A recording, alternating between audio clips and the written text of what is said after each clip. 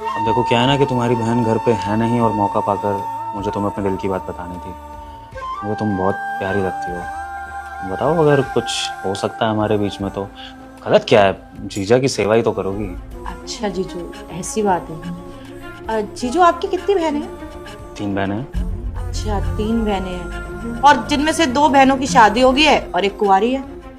बताओ, आपकी जो इकलौती कुंवारी बहन है उसके 2 जीजा हैं।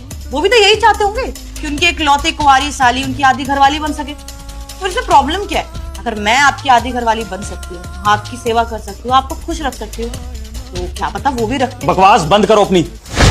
मेरी बहन के कैरेक्टर पे अगर बात उठा दी ना तुमने तो मेरा हाथ उठ जाएगा। समझ में आ गई? मुंह बंद करो अपना। क्यों जीजू, जो अपनी बहन पे आई तो आपको इतना गुस्सा आ रहा है? दूसरों की बहन बहन नहीं है। सही तो कह रही है मेरी बहन, गलत क्या कह रही है? देखा दीदी, मैंने आपको कहा था ना कि जीजू की मुझ पे गंदी नजर है, लेकिन आपने मेरी बात नहीं मानी। आपने तो बोला आपका पति बहुत शरीफ है।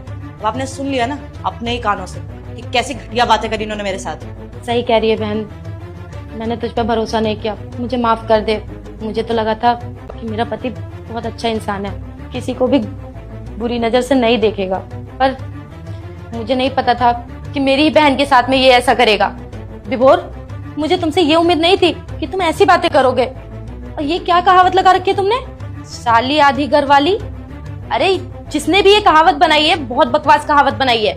अरे शादीशुदा आदमी को तो अपनी औरत के सिवा सबको बहन मानना चाहिए। तुम जैसे लोगों की वजह से औरतें बाहर तो क्या घर में भी अब सेफ नहीं है। देखो अक्षिता, जो हुआ वो बहुत बड़ी गलती हो गई मुझसे। मैं बहक गया था। मैं प्रॉमिस करता हूँ कि आइंदा कभी ऐसा नहीं करूंगा।